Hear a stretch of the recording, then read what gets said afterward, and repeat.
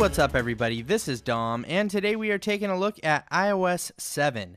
This is finally available to the public, and I just wanted to give everybody out there a quick overview on some of the new features, the new look and design. Obviously, this looks a lot different, so let's not waste any more time and jump right into some of this here. The first thing we're going to look at is the Messages app, and as you can see here, we have a completely different layout and design. We have some nice vibrant colors there for the message bubbles, and everything is kind of a little bit different in here. It's going to take some adjusting for some people that haven't used iOS 7 yet, but if you tap and hold on a message bubble and you tap on the More button there in the middle, you'll have the option to select multiple messages, and then you can either delete them or you can go ahead and forward them off to someone else. So that's one functionality that has been placed elsewhere within iOS. Now we also do have timestamps, and if you swipe over there from the right side of the screen, as you can see, we get timestamps for every message here in the Messages app, which is a very, very handy feature in my opinion. I've been waiting for something like that for a while, but let's move on here and we will go ahead and check out the brand new Photos app here. This obviously has a completely different design. Now this is the standard view, what you're probably used to seeing, but over here in the years section, or the categories section here, we have all different types of photos basically organized into collections by year, by location. You can tap and hold and swipe across them and then release to launch a new picture, as you just saw me do right there.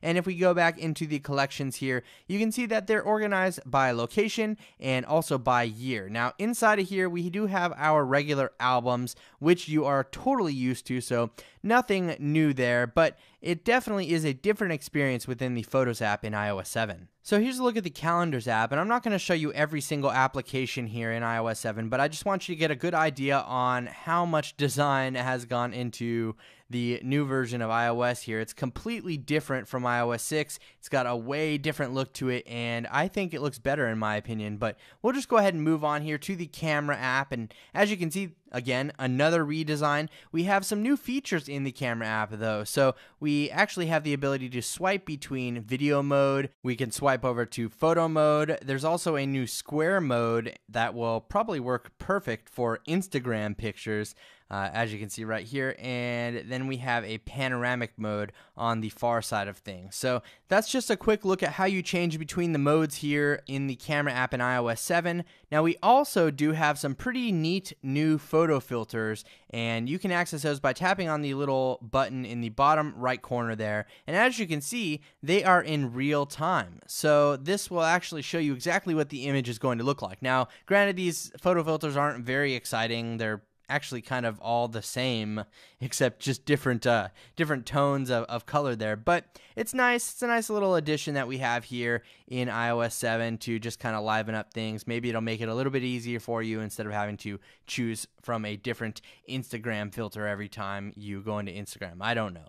But we have sharing options as well, as you can see here. The same type of sharing options that we would have in iOS 6, but the share screen looks completely different. So that's the major thing to stress here throughout iOS 7, is everything just has a different look and feel. Of course, we do have the front camera, and we can use the photo filters on that side too. And then if you go ahead and select around, as you can see, they just change in real time. And the middle filter there is actually the normal mode, so that will turn off the photo filters there for you. One of my favorite looking apps here though is the Weather app, and as you can see, it's a beautiful 102 here in Phoenix, but if you tap on the temperature, you can actually get some extra information here, like the humidity, chance of rain, the wind, and stuff like that. I just wanted to give everybody a quick overview of some of the changes here in iOS 7. Obviously, all of these apps have been completely redesigned. Everything looks way different, but in my opinion, this is definitely a welcome change. Let's take a look at the folders here real quick. Inside of the folders, we actually have the ability to add multiple pages now within here, so you can have different pages of apps within one folder. It's a very useful feature. And another useful feature is Control Center. Now if you swipe up from the bottom, as you saw me do, you actually have all of these little toggles here at the bottom. We have a flashlight. We can launch the clock straight to the timer portion.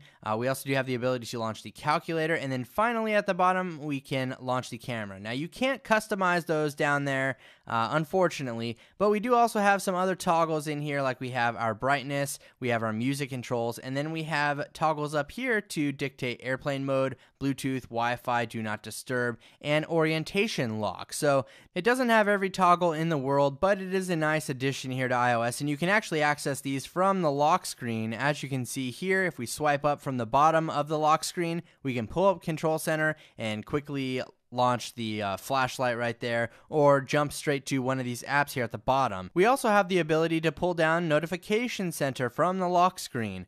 Very awesome. I am so glad this feature made its way to iOS 7 natively. Previously, we were only able to do this with certain tweaks available through the jailbreak community, but now it's a default part of iOS, and that makes me happy. So this is the brand new app switcher here within iOS 7. Now, you can scroll through the apps by scrolling across these cards with your finger, but if you want to move through them a little faster, use the icons at the bottom. As you can see, that flows a lot faster than just swiping across the cards at the top, and you can swipe up to close an app. It's very simple. You can even close two apps if you swipe up with two fingers. Very, very cool. Just the little things that matter here in iOS 7. Obviously, a lot of stuff is different. Some people had complaints about the icons and how it looks and just the flat design here, but personally, I think that it's great. I really do like the look of iOS 7, and it brings a lot of features that previously we didn't have, and I'm very happy to have them now here in iOS 7. So I just wanted to bring you a quick overview of some of the changes in iOS 7 in case you're new to it and you haven't seen it or you haven't had it installed or anything like that. It's brand new, it's available, you can get it inside of your system preferences and update there. So let me know what you guys think down in the comments section below. Thanks again for watching, everybody. I really appreciate it. This is Dom, and have a great day.